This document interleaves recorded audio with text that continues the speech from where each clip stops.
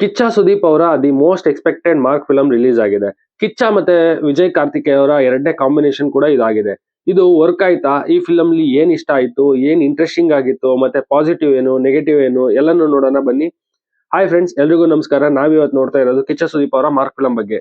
ಈ film story ಒಂದ್ line ಅಲ್ಲಿ ಹೇಳ್ಬೇಕು ಅಂತಂದ್ರೆ 18 ಜನ ಮಕ್ಕಳು ಕಿಡ್ನಾಪ್ ಆಗಿರ್ತಾರೆ. ಆ ಮಕ್ಕಳುಗಳಲ್ಲಿ ಅರ್ಚನಾ ಅನ್ನೋರು ಒಬ್ರು. ಇವರು ಸುದೀಪ್ಗೆ ತುಂಬಾ ಬೇಕಾಗಿರೋರಾಗಿರ್ತಾರೆ. ಸೊ ಸುದೀಪ್ ಅವರು ಈ 18 ಜನ ಮಕ್ಳುಗಳನ್ನ ಕಾಪಾಡ್ತಾರ ಅಂಡ್ ಅವ್ರಿಗೆ ಕಾಪಾಡಕ್ಕಿರೋದು ಬರೀ 18 hours. So with in that ಅಲ್ಲೇ ಕಾಪಾಡ್ತಾರ ಅಂಡ್ ಹೇಗ್ ಕಾಪಾಡ್ತಾರೆ ಅನ್ನೋದು ಸ್ಟೋರಿ ಆಗಿದೆ. ಇನ್ನು ಟ್ರೈಲರ್ ಅಲ್ಲಿ ಮೆನ್ಷನ್ ಆಗಿರೋ ತರ ಸಿಎಂ ಗೆ, ಪೊಲಿಟಿಷಿಯನ್ಸ್ ಗೆ ಮತ್ತೆ ಮಾಫಿಯಾಗೆ ಏನ್ ಕನೆಕ್ಷನ್ ಅಂತ ನೀವು ಥಿಯೇಟರ್ ಅಲ್ಲೇ ಹೋಗಿ ನೋಡ್ಬೇಕು.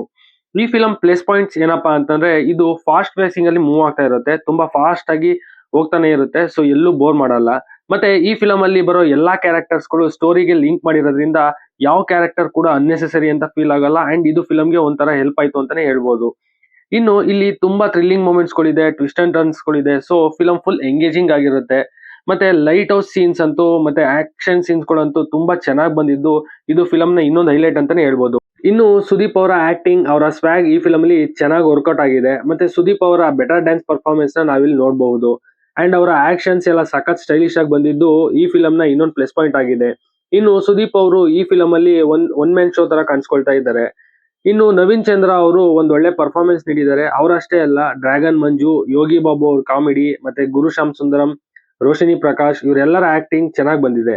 ಮತ್ತೆ ಮ್ಯಾಕ್ಸ್ ಗೆ ಮತ್ತೆ ಮಾರ್ಕ್ ಗೆ ಏನ್ ಡಿಫ್ರೆನ್ಸ್ ಇದೆಯಾ ಅಂತಂದ್ರೆ ಮ್ಯಾಕ್ಸ್ ಬಂದು 12 ಅವರ್ಸ್ ಅಲ್ಲಿ ನಡೆಯುವಂತ ಒಂದ್ ಸ್ಟೋರಿ, ಮಾರ್ಕ್ ಬಂದು 36 ಅವರ್ಸ್ ಅಲ್ಲಿ ನಡೆಯುವಂತ ಒಂದ್ ಸ್ಟೋರಿ ಆಗಿದೆ.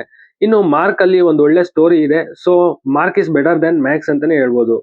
ಇನ್ನು ಈ ಫಿಲಂಗೆ ಅಜನೇಶ್ ಲೋಕನಾಥ್ ಅವರ ಮ್ಯೂಸಿಕ್ ಇದ್ದು ಎಲ್ಲಾ ಸಾಂಗ್ಗಳು ಚೆನ್ನಾಗಿ ಬಂದಿದೆ. ಲೈಕ್ ಸುದೀಪ್ ಅವರ ಇಂಟ್ರೋ ಸಾಂಗ್ ಆಗಿರ್ಬೋದು, ಮಸ್ತ್ ಮಲೈಕಾ ಸಾಂಗ್ ಆಗಿರ್ಬೋದು, ಅಥವಾ ಲಾಸ್ಟ್ ಅಲ್ಲಿ ಬರೋ ಕಾಳಿ ಸಾಂಗ್ ಆಗಿರ್ಬೋದು, ಎಲ್ಲ ಚೆನ್ನಾಗಿದೆ. ಮತ್ತೆ BGM ಮತ್ತೆ ಥೀಮ್ ಮ್ಯೂಸಿಕ್ ಎಲ್ಲ ಸಖತ್ತಾಗಿ ವರ್ಕೌಟ್ ಆಗಿದೆ.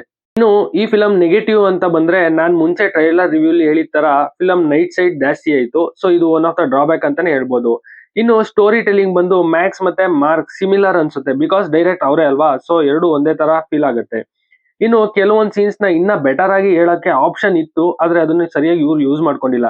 ಇದೆಲ್ಲ ಲೈಕ್ ಸ್ಮಾಲ್ ಅಂತಾನೆ ಅನ್ಸುತ್ತೆ, ಬಟ್ ಮೇಜರ್ ಆಗಿ ಯಾವುದೇ ರೀತಿ ನೆಗೆಟಿವ್ ಪಾಯಿಂಟ್ಸ್ ಇಲ್ಲ. ಫೈನಲಿ ಈ ಫಿಲಂ ಬಂದು ಒಂದ್ ಒಳ್ಳೆ ಫಿಲಂ ಆಗಿತ್ತು. ಸ್ಟಾರ್ಟಿಂಗ್ ಟು ಎಂಡಿಂಗ್ ತನಕ ಚೆನ್ನಾಗಿದೆ ಅಂಡ್ ಫ್ಯಾಮಿಲಿ ನೋಡ್ಬೋದಾದಂತ ಒಂದ್ ಒಳ್ಳೆ ಫಿಲಂ ಆಗಿದೆ. ನೀವು ಕ್ರಿಸ್ಮಸ್ ಹಾಲಿಡೇಸ್ಗೆ ಫ್ಯಾಮಿಲಿ ಜೊತೆನೆ ಹೋಗಿ ನೋಡಿ ಎಂಜಾಯ್ ಮಾಡಿ. ಹಾಗೆ 45 ಫಿಲಂ ರಿವ್ಯೂ ಕೂಡ ಮಾಡಿದ್ದೀನಿ, ಅದನ್ನು ಕೂಡ ನೋಡಿ ಅಂತ ಹೇಳ್ತಾ ನನ್ನ ಈ ವಿಡಿಯೋನ ಮುಗಿಸ್ತಾ ಇದ್ದೀನಿ. ನಿಮ್ಗೆ ಇದು ಇಷ್ಟ ಆಯ್ತು ಅಂದ್ರೆ ಲೈಕ್ ಮಾಡಿ, ಶೇರ್ ಮಾಡಿ, ಸಬ್ಸ್ಕ್ರೈಬ್ ಮಾಡಿ, ಸಪೋರ್ಟ್ ಮಾಡಿ. Thanks for watching this.